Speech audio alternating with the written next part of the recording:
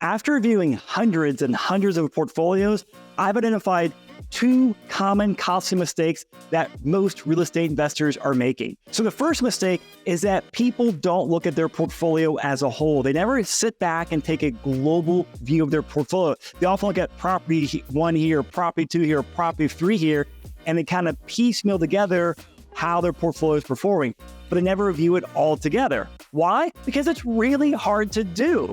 Now, I'm going to flip over to my screen share real fast and show you one of the last spreadsheets I built that's actually one of the foundations for building the Property Llama portfolio software. Now, I'm going to scroll through it, and you can see here, there's just tons of information, tons of input, tons of color coding to tell people what to do. We have tons of tabs down here, so we can go through and start looking at items. And this is it's an in-depth spreadsheet that did really in-depth modeling.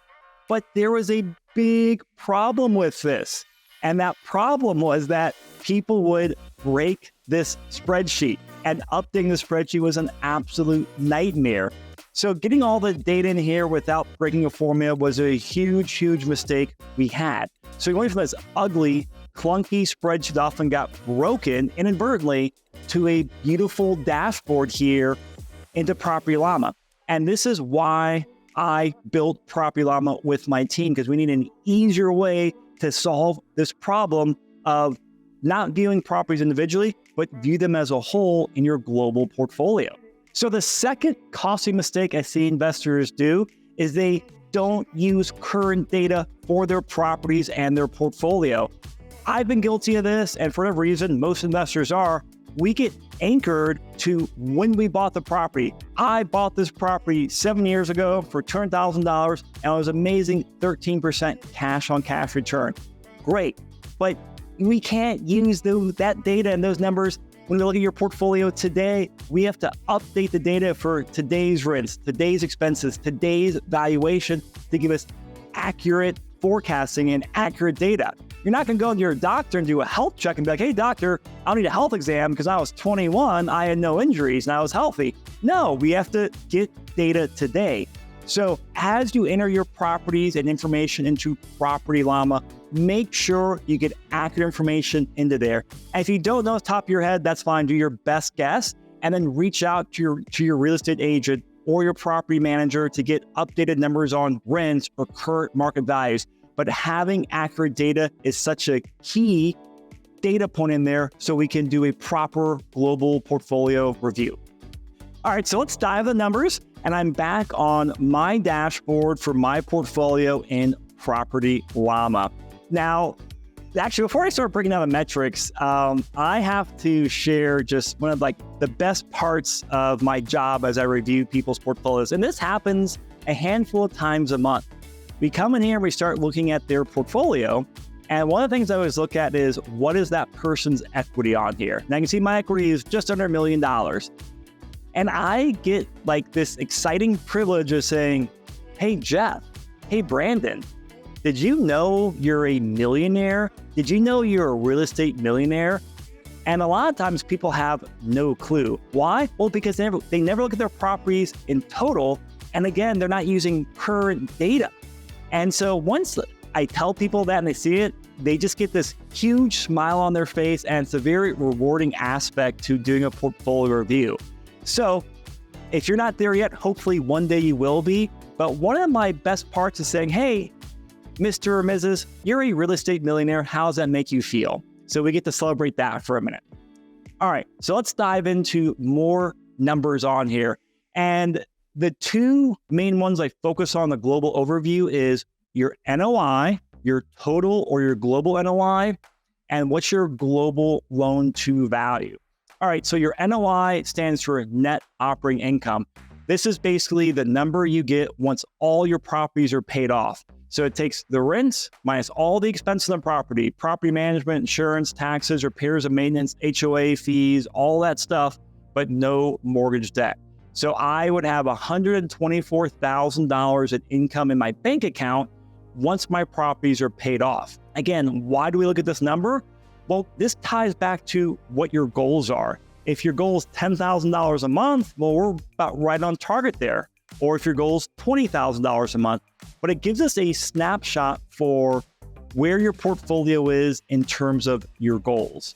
So get your numbers in here and learn what your NOI is, because this tells you how your portfolio is doing.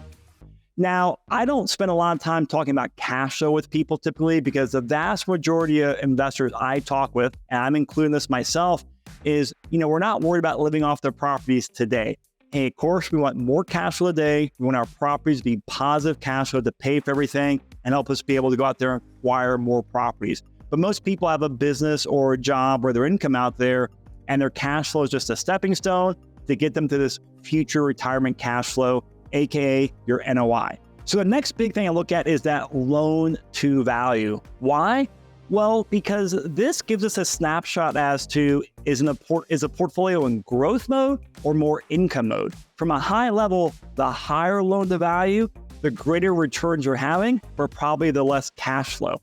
And the lower the loan to value, the more cash flow you have, but less growth you have. Why? Well, leverage magnifies your returns. So loan to value helps us understand, is your portfolio in alignment with where your goals need to be? Now, if you're in growth mode, well, then having a loan to value of 10 or 20%, which is not uncommon when I look at people's portfolios, means that your portfolio is most likely not in alignment with your goals. Now, the other important thing to look at here is we want to make sure that you're not over leveraged. A very common question I get, and this is a great question I get, people say, hey, I want to be leveraged, but I don't want to over leverage myself. Now, from doing a bunch of analyses and looking at a bunch of portfolios, I personally think the sweet spot's about a 65% loan to value. Why? Well, if the 2008 real estate meltdown happened again, we looked at data. If you bought at the worst time, so top of the market, and then sold at the worst time, bottom of the market, if you had a 35% equity spread in your portfolio and your properties, you could take that hit, you could sell your property, pay commissions, pay fees, and walk away with a few dollars. But you could avoid foreclosures or avoid going into a short sale. Make sure you do an analysis, but I try to target about 65% LTV in my own portfolio. So you can see there, I'm not too far off at 59%. All right, so before we move on, I just want to reorient these numbers back to the goals we talked about in the previous video. Make sure you have clarity on your goals and make sure you put your goals in the property llama on here. It helps us understand, is your portfolio aligned and working towards your goals and also your current risk tolerance? Now, moving on to the right of the screen, the next number I look at is your portfolio cash on cash return. To be completely transparent, I don't spend time going into this, really putting much weight into it. This is more of a metric for when you buy a property. If you're analyzing a property today to buy, cash on cash is a very good metric. But when we're looking at your current portfolio from a global overview, I think it gives a lot of misleading information because it's a percent on what you put down in your property and not your current equity. And it just starts throwing some wonky numbers if you've refinanced a property or added value. So I think it misleads people. And that's why I like to focus on NOI and loan to value. Now, the number that I think does a really good job of looking at how your property is currently performing is, what is your cap rate? So a cap rate is short for capitalization rate, and it looks at how is a property performing today as a rental property. Now, if you want more details on here, you can hover over this and get more of the numbers and more education on here.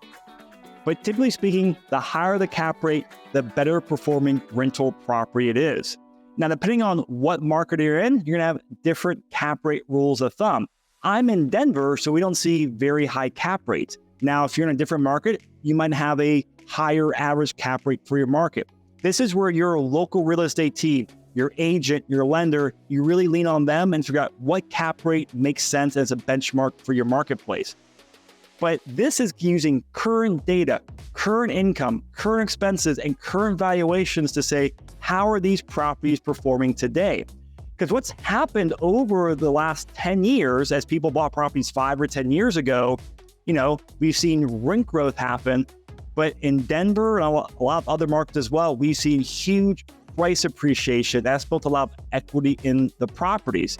And so that's actually taken a higher cap rate property or a better performing rental property and started pushing down the cap rate. Why? Well, if the property is worth a lot or cost a lot more money in today's valuation, but the rent hasn't gone up as much, well, it's not a great rental property today.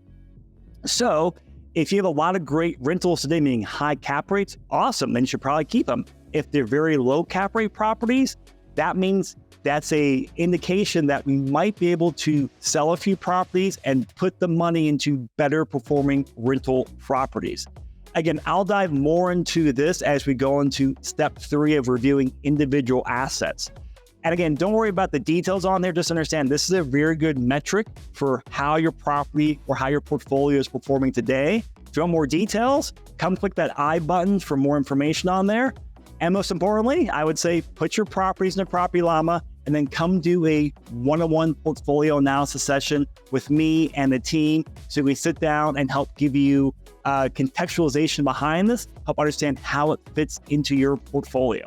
So again, as we wrap this up, get your information in the Property Llama, but get your current information in Property Llama. Bad data in is bad data out. So do your best guess, and then we can loop in your agent, loop in your property manager to get new numbers into the system, updated numbers. And in the next video, we're going to peel back the next layer of the onion and go from the global portfolio review down to individual properties.